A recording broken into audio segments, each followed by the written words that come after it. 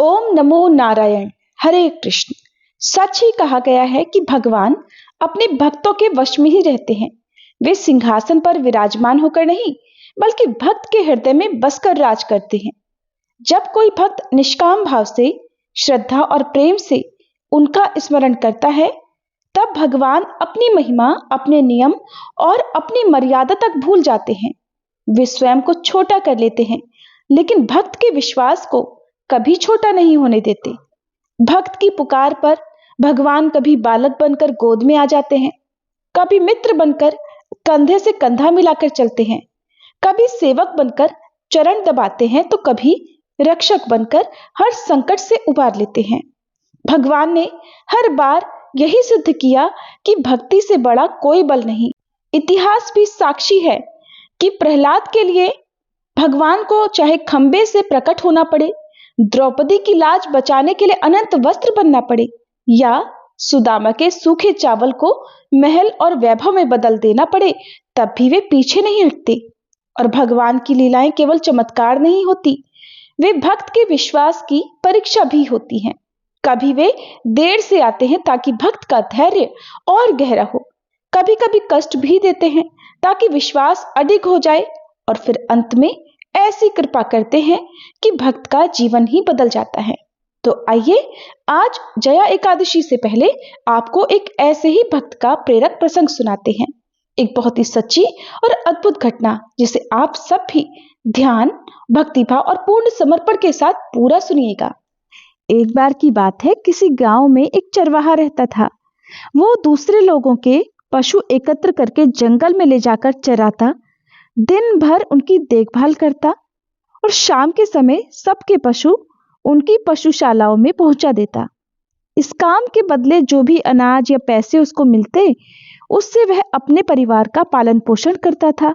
एक बार सावन के महीने में लगातार बारिश हुई। इस कारण वह मवेशियों को चराने के लिए नहीं ले जा पाया। कोई दूसरा काम न होने से उसका मन भी उचाट हो रहा था। तो घर में बैठे बैठे जब वह ऊब गया तो मंदिर में चला गया। वहां पर पंडित पोथी खोले भागवत कथा बाँच रहे थे। चरवाहा मन लगाकर कथा सुनता रहा। पंडित जी ने श्री कृष्ण के गोपाल रूप का वर्णन करके बताया कि किस तरह वे ग्वाल बालों के साथ जंगल में जाकर पशु चराते रहे। चरवाहे ने घर आकर कथा में सुनी हुई बातों के बारे में सोचा, तो उसे लगा कि मैंने तो अब तक अपना पूरा जीवन व्यर्थ गंवा दिया। क्यों ना अब मैं वृंदावन जाकर वहां पर जाकर भगवान कृष्ण की गौवें चराऊं। इससे मुझे भगवान की कृपा मिलेगी और भगवान को भी जंगल में जगह जगह नहीं भटकना पड़ेगा, खुद उन्हें गौवें नहीं चराने जाना पड़ेगा। अगले दिन उसने किसी से पूछा कि भाई वृंदावन किस दिशा में है, और गमछे में सत्तू बांधकर कंधे पर चादर डालकर एक लाठी लेकर वह वृंदावन के लिए निकल पड़ा। कुछ घंटे चलने के बाद वह एक शहर में पहुंचा। वहां तालाब के किनारे पेड़ की छाया में रुका और लोगों से अपनी यात्रा के बारे में बताया। उसकी बात सुनकर लोग उसका मजाक उड़ाने लगे, तो वह निराश और दुखी होकर वहां से आगे बढ़ गया। रास्ते में थोड़ी दूर पर उसे एक मठ दिखाई दिया। वह मठ में पहुंच गया। वहां कुएं से पानी खींचकर उसने मुंह हाथ धोए और एक और तखत पर बैठे महंत जी को प्रणाम किया। महंत जी ने जब नया चेहरा देखा तो उसका नाम, आने का कारण आदि पूछा। वे समझ गए कि ये तो बड़ा भोला आदमी है। लोग इसकी भावना को न समझकर इसका मजाक उड़ाएंगे और इसके तंग करेंगे। तो उन्होंने उस चरवाहे से लौट जाने को कहा, लेकिन चरवाहा नहीं माना। तब महंत जी बोले, इस मठ में श्री कृष्ण की पूजा होती है। यहाँ गौशाला में जो गायें हैं वे कृष्ण जी की ही गायें हैं, उन्हीं को चराने जाया करो। चरवाहे ने हामी भर दी।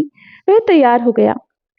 वह मठ की गायों को कृष्ण जी की ही गौवें मानकर चराता फिरता और उनका बहुत ध्यान रखता। उसके रहने और भोजन की व्यवस्था भी मठ में ही हो गई।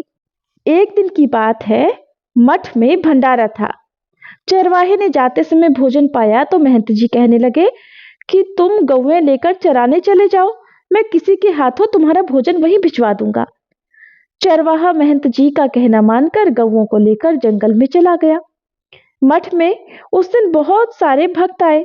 महंत जी उनके साथ लगातार बातचीत में व्यस्त रहे और इसी बीच में चरवाहे के लिए भोजन भिजवाने का ध्यान उनको नहीं रहा, वे भूल गए। उधर चरवाहे को दोपहर में बड़ी जोर से भूख लगी और वह भोजन का इंतजार करता रहा। कुछ देर बाद भूख ने फिर जोर मारा तो उसने श्री कृष्ण का ध्यान किया कि प्रभु देख लो, तुम्हारी ही गौएं चरा रहा हूं, तुम मुझे भूखा रखोगे क्या? और अगर तुम यही चाहते हो कि मैं भूखा रहूं तो मैं भूखा भी रह लूंगा, लेकिन देख लेना, लोग तुम्हारी ही बदनामी करेंगे कि तुम कैसे भगवान हो जो अपने चरवाहे का पेट भी नहीं भर सकते। ये सोचते हुए वह पेट पकड़कर मन महसूस कर बैठा रहा। भूख के मारे उसके पेट में जोर से चूहे कूद रहे थे। धीरे धीरे इंतजार करते करते उसकी आंख लग गई। थोड़ी देर के बाद कुछ आहट हुई कि एक आदमी आया है जिसके हाथ में एक पोटली थी। नींद में ऊँघ रहे चरवाहे ने सोचा महंत जी ने ही भोजन भिजवाया होगा। उसने आंखें मूंदे मूंदे ही थोड़ा नाराजगी के स्वर में कहा, सिरहाने पर रख दो, इतनी देर से भोजन भिजवाया है, कितनी जोर से भूख लग रही थी। वह आदमी चरवाहे के सिरहाने पोटली रखकर चला गया। थोड़ी देर के बाद भूख फिर जोर से लगी तो चरवाहे ने उठकर पोटली में से निकालकर भोजन किया और पशुओं को एकत्र करने लगा।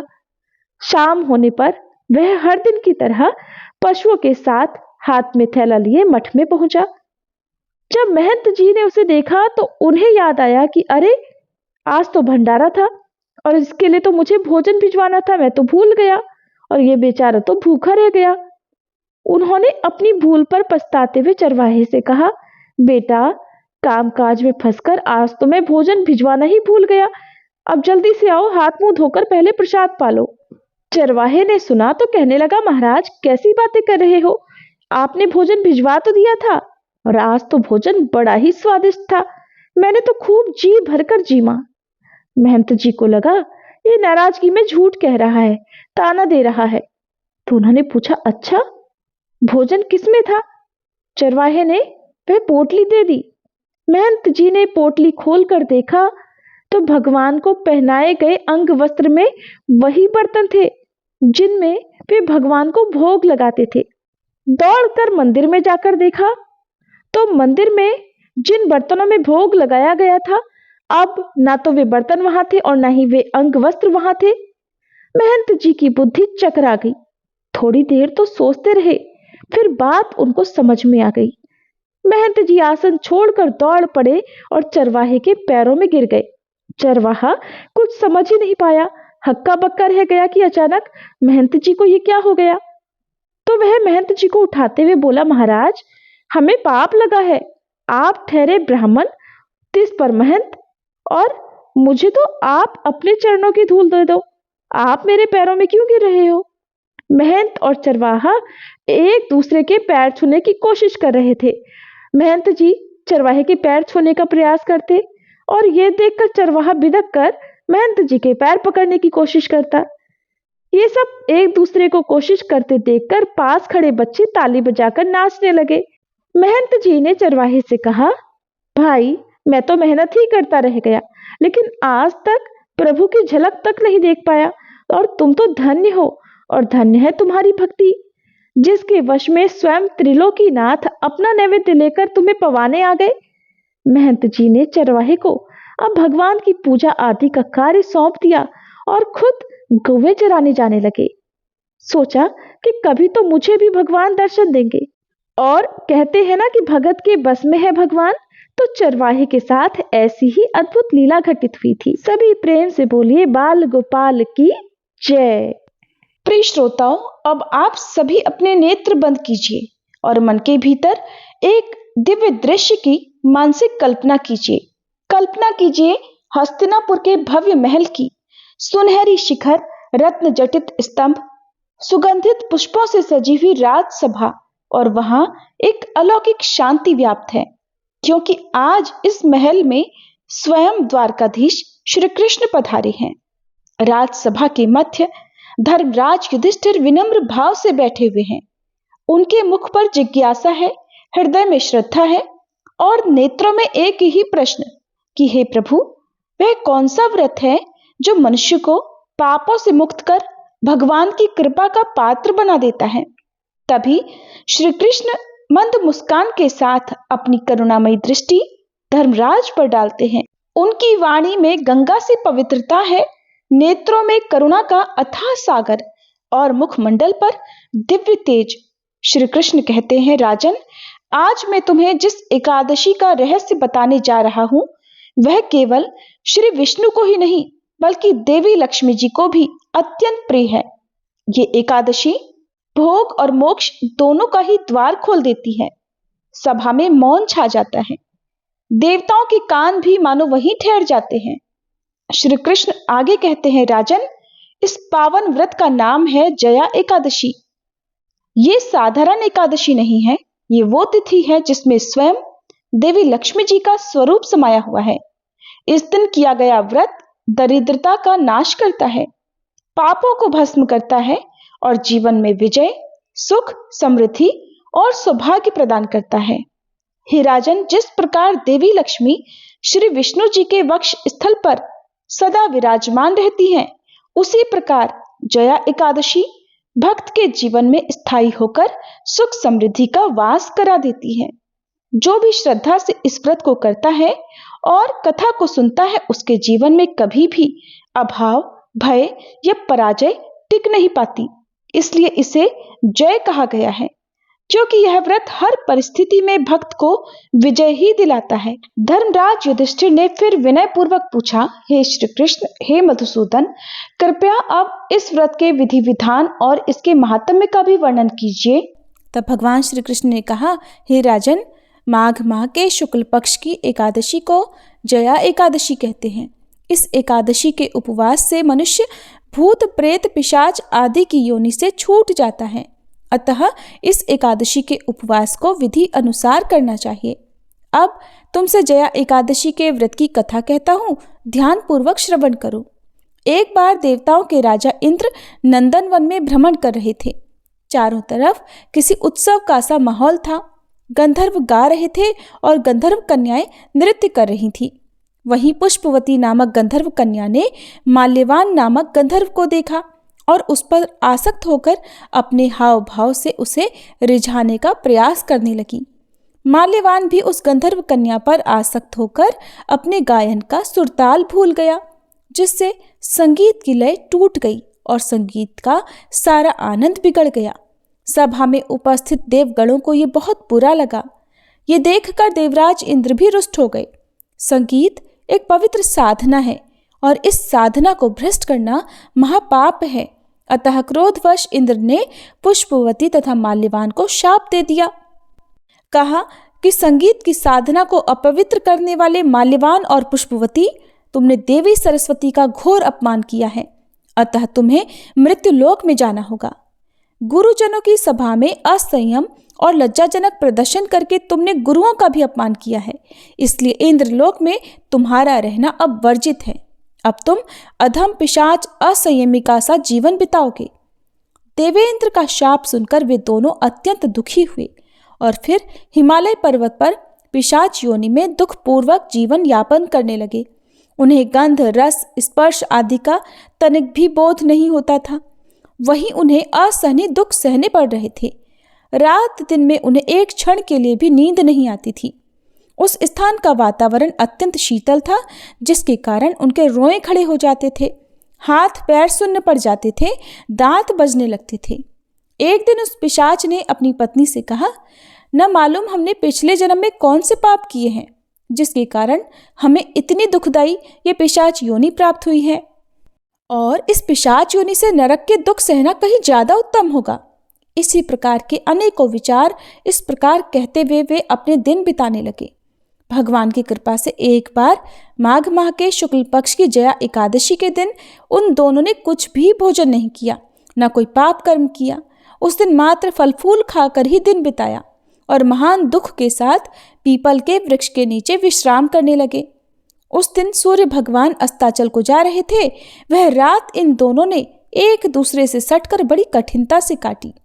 अगले दिन प्रातःकाल होते ही प्रभु की कृपा से इनके पिशाच योनि से मुक्ति हो गई और पुनः अपनी अत्यंत सुंदर अप्सरा और गंधर्व की देह धारण करके तथा सुंदर वस्त्रों और आभूषणों से अलंकृत होकर दोनों स्वर्गलोक को चले गए। उस समय आकाश में देवगण तथा गंधर्व इनकी स्तुति करने लगे। फिर नागलोक में जाकर इन दोनों ने देवेंद्र को दंडवत किया। देवेंद्र को भी उन्हें उनके रूप में देखकर महान आश्चर्य हुआ। फिर उन्होंने पूछा कि तुम्हें पिशाच योनि से किस प्रकार मुक्ति मिली, उसका पूरा वृतांत मुझे सुनाओ। देवराज इंद्र की बात सुनकर माल्यवान ने कहा, हे देवताओं के राजा इंद्र, श्री हरि की कृपा तथा जया एकादशी के व्रत के पुण्य से हमें इस पिशाच योनि से मुक्ति मिल गई।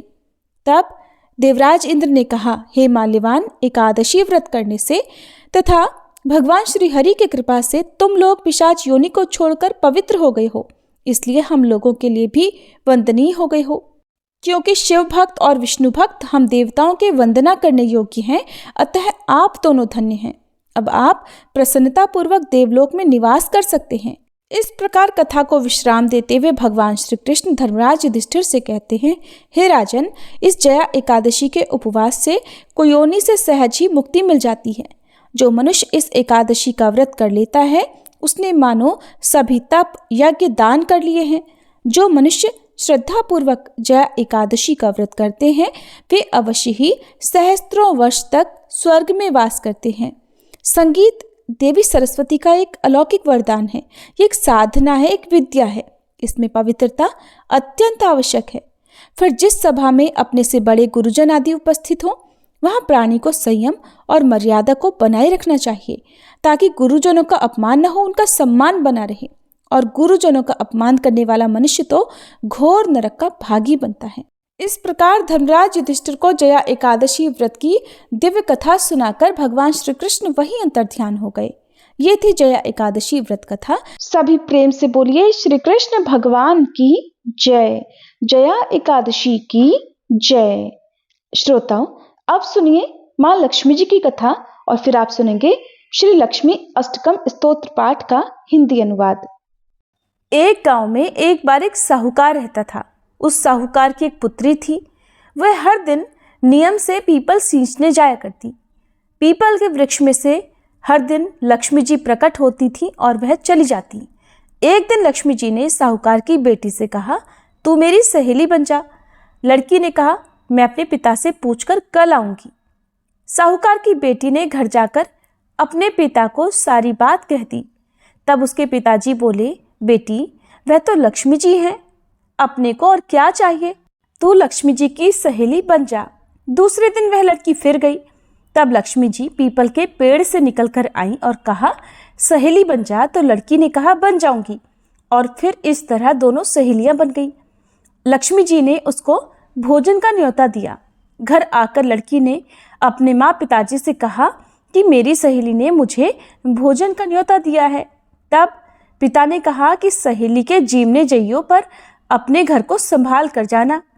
तब वह लक्ष्मी जी के यहाँ जीमने गई तो लक्ष्मी जी ने उसे शाल दोशाला ओढ़ने के लिए दिया, रुपए दिए, सोने की चौकी, सोने की थाली में 36 प्रकार का व्यंजन भी दिया। जीम कर जब साहूकार की पुत्री जाने लगी तो लक्ष्मी जी ने पल्ला पकड़ लिया और कहा कि मैं भी तेरे घर जीमने आऊंगी। तो उसने कहा, आ जाइयो। वह घर जाकर चुपचाप बैठ गई। पिता ने पूछा, बेटी सहेली के यहाँ जीम कर आ गई, लेकिन तू उदास क्यों बैठी है? तो उसने कहा, पिताजी, मुझे तो लक्ष्मी जी ने इतना दिया, अनेक प्रकार के भोजन कराए, परंतु मैं उन्हें कैसे जिमाऊंगी? अपने घर में तो कुछ भी नहीं है। तब उसके पिता ने कहा कि गोबर मिट्टी से चौका लगाकर घर की सफाई कर ले, 4 मुख वाला दिया जलाकर लक्ष्मी जी का नाम लेकर रसोई में बैठ जाना। लड़की साफ सफाई करके लड्डू लेकर बैठ गई। उसी समय एक रानी नहा रही थी। उसका नौलखा हार चील उठाकर ले गई और उसी साहूकार के घर पर वह नौलखा हार डाल गई और साहूकार की पुत्री के हाथ से उसका लड्डू ले गई। बाद में साहूकार की पुत्री हार को तोड़ने बाजार में गई और सामान लाने लगी तो सुनार ने पूछा, क्या चाहिए? तब उसने कहा, सोने की चौकी, सोने का थाल, शाल दुशाला दे दो, मोहर दे दो और सामग्री दे दो, 36 प्रकार का भोजन हो जाए, इतना सामान दे दो। सारी चीजें लेकर बहुत तैयारी उसने की और रसोई बनाई। तब गणेश जी ने कहा, लक्ष्मी जी को बुलाओ। आगे आगे गणेश जी और पीछे पीछे लक्ष्मी जी चली आई। साहूकार की बेटी ने चौकी डाल दी और कहा, आओ सहेली बैठ जाओ, चौकी पर विराजमान हो जाओ। जब लक्ष्मी जी ने कहा, सहेली चौकी पर तो राजा रानी के यहाँ भी नहीं बैठी, किसी के भी नहीं बैठी, तो उसने कहा, लेकिन मेरे यहाँ तो बैठना पड़ेगा। तब साहूकार की पुत्री के आग्रह पर लक्ष्मी जी चौकी पर बैठ गई। अब तो साहूकार की पुत्री ने उनकी खूब खातिर की, जैसे लक्ष्मी जी ने करी थी वैसे ही उसने भी की। लक्ष्मी जी उस पर प्रसन्न हो गई, घर में खूब रुपया और लक्ष्मी हो गई। साहूकार की बेटी ने कहा, मैं अभी आ रही हूँ, तुम यहीं बैठी रहना। ऐसा कहकर वह चली गई। लक्ष्मी जी गई नहीं और चौकी पर ही बैठी रही। उसको बहुत सारी धन दौलत सुख समृद्धि दे दी। हे लक्ष्मी जी, जैसा आपने साहूकार की बेटी को दिया वैसा सबको देना। कहते सुनते हुंकारा भरते अपने सारे परिवार को देना, पीहर में देना, ससुराल में देना, बेटे पोते को देना। हे लक्ष्मी माता, सबकी दरिद्रता दूर करना, सबके कष्ट दूर करना और सबकी मनोकामनाएं पूर्ण करना। सभी प्रेम से बोलिए, लक्ष्मी माता की जय। श्री महालक्ष्मी अष्टकम पाठ। ओम श्री गणेशाय नमः। नमस्ते अस्तु महामाये श्रीपीठे सुरपूजिते, शंख चक्र गदा हस्ते महालक्ष्मी नमोस्तुते। नमस्ते गरुडारूढ़े कोलासुर भयंकरी, सर्व पाप हरे देवी महालक्ष्मी नमोस्तुते। सर्वज्ञे सर्ववरदे सर्वदुष्ट भयंकरी, सर्व दुख हरे देवी महालक्ष्मी नमोस्तुते। सिद्धि बुद्धि प्रदे देवी भुक्ति मुक्ति प्रदायनी, मंत्र मूर्ते सदा देवी महालक्ष्मी नमोस्तुते। आद्यंत रहिते देवी आद्य शक्ति महेश्वरी, योग जे योग संभूते महालक्ष्मी नमोस्तुते। स्थूल सूक्ष्म महारौद्रे महाशक्ति महोदरे, महापाप हरे देवी महालक्ष्मी नमोस्तुते। पद्मासन स्थिते देवी परब्रह्म स्वरूपिणी, परमेशी जगन्मातरम महालक्ष्मी नमोस्तुते। श्वेतांबरधरे देवी नानालंकार भूषिते, जगत स्थिते जगन्मार्तम महालक्ष्मी नमोस्तुते। महालक्ष्म्याष्टक स्तोत्रम यह पठेत भक्तिमानः, सर्वसिद्धिं वाप्नोति राज्यं प्राप्नोति सर्वदा। एक काले पठे नित्यं महापाप विनाशनम, द्विकालं यह पठे नित्यं धन धान्य समन्वितः, त्रिकालं यह पठे नित्यं महाशत्रु विनाशनम, महालक्ष्मीर्भवे नित्यं प्रसन्ना वरदा शुभा। इति इंद्रकृत श्री महालक्ष्मी अष्टक स्तवः संपूर्णः। प्रिय श्रोताओं, अब सुनिए हरिवल्लभा तुलसी महारानी की कथा। एक समय एक परिवार में ननद और भाभी साथ साथ रहा करती थी। ननद का विवाह अभी नहीं हुआ था। वह तुलसी जी के पौधे की बहुत सेवा करती थी, नियम से तुलसी को सींचती और दीपक जलाती थी। लेकिन उसकी भाभी को ये सारी बातें बिल्कुल भी पसंद नहीं थी। जब कभी उसकी भाभी को बहुत ज्यादा गुस्सा आता, तब वह अपनी ननद को ताना देते हुए कहती कि जब तुम्हारा विवाह होगा तो मैं इस तुलसी को ही बारातियों को खाने को दूंगी और तुम्हारे दहेज में भी तुलसी ही दूंगी। तुम जब देखो तुलसी की ही सेवा करती रहती हो। कुछ समय बीत जाने पर ननद का विवाह तय हो गया। विवाह के दिन भाभी ने अपने कहे अनुसार बारातियों के सामने तुलसी का वह गमला फोड़ दिया जिसकी सेवा उसकी ननद किया करती थी, और तुलसी के पत्ते खाने के लिए कहा।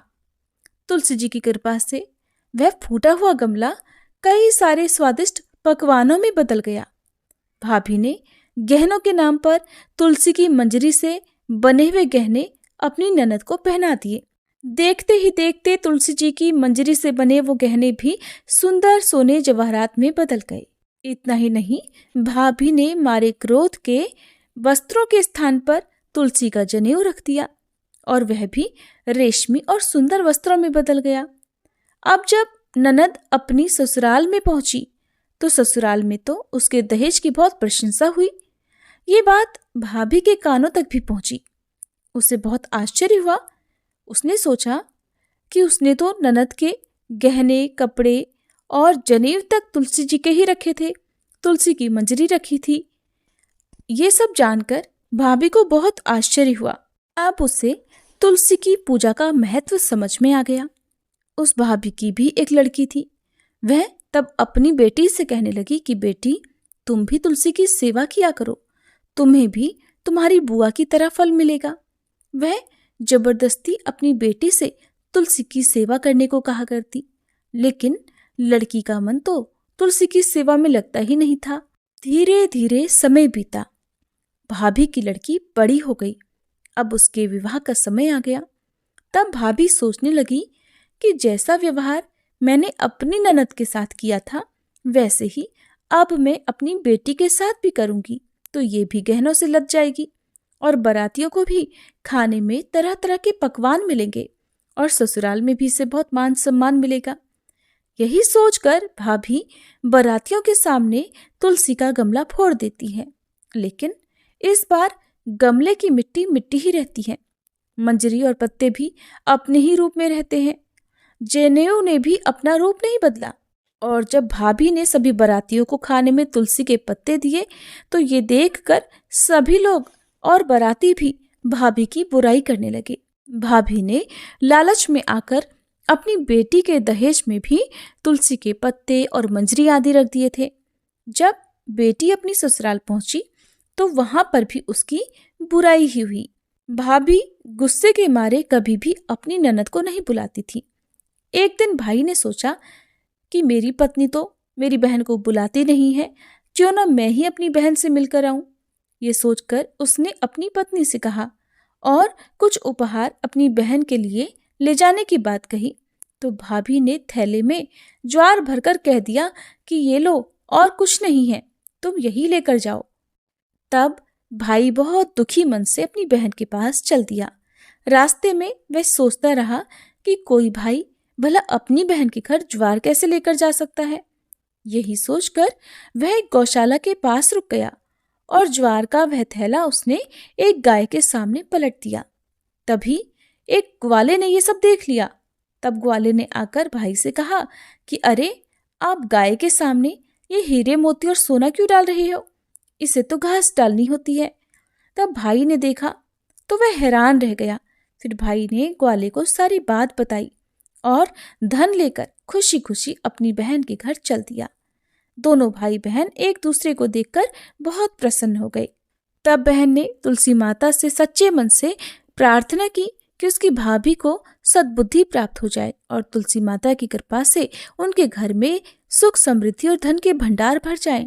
तब कुछ दिनों के बाद देखते ही देखते भाभी का मन बदल गया और वह अपनी ननद को बहुत मान सम्मान देने लगी और अब वह भी सच्चे मन से तुलसी जी की सेवा करने लगी।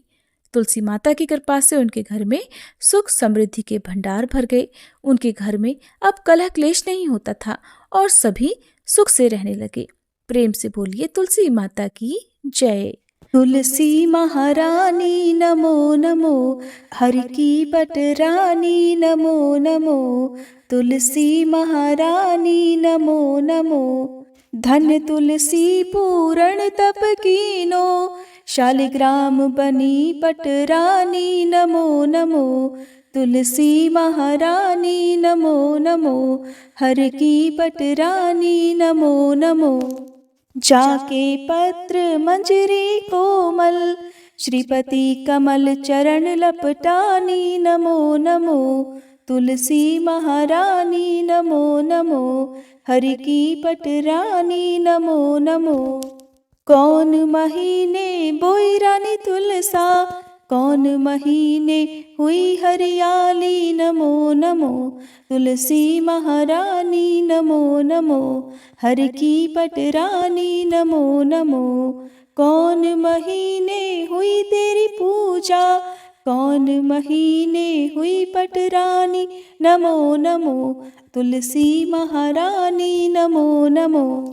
आषाढ़ मास में बोई रानी तुलसा, सावन महीने हुई हरियाली। नमो नमो तुलसी महारानी, नमो नमो हरि की पटरानी। नमो नमो कार्तिक मास में हुई तेरी पूजा, मंगसिर मास हुई पटरानी। नमो नमो तुलसी महारानी, नमो नमो हर की पटरानी। नमो नमो धूप दीप नैवेद्य आरती, पुष्पन की वर्षा बरसानी। नमो नमो तुलसी महारानी, नमो नमो हर की पटरानी। नमो नमो 56 भोग 3600 व्यंजन, बिन तुलसी हरि एक न मानी। नमो नमो तुलसी महारानी, नमो नमो हरि की पटरानी। नमो नमो जो तुलसी को सवेरे गाए, श्री कृष्ण के दर्शन पाए। नमो नमो तुलसी महारानी, नमो नमो हर की पटरानी। नमो नमो जो तुलसी को दोपहर गाए, खीर खांड का भोग लगाए। नमो नमो तुलसी महारानी, नमो नमो हर की पटरानी। नमो नमो जो तुलसी को सांझ को गाए, श्री कृष्ण की आरती उतारे। नमो नमो तुलसी महारानी, नमो नमो हर की पटरानी। नमो नमो जो तुलसी को रात को गाए, श्री कृष्ण के चरण दबाए। नमो नमो तुलसी महारानी, नमो नमो हर की पटरानी। नमो नमो सब सखी मैया तेरो यश गावे, भक्ति दान दी जय महारानी। नमो नमो तुलसी महारानी, नमो नमो हर की पटरानी। नमो नमो तुलसी महारानी, नमो नमो हर की पटरानी। नमो नमो।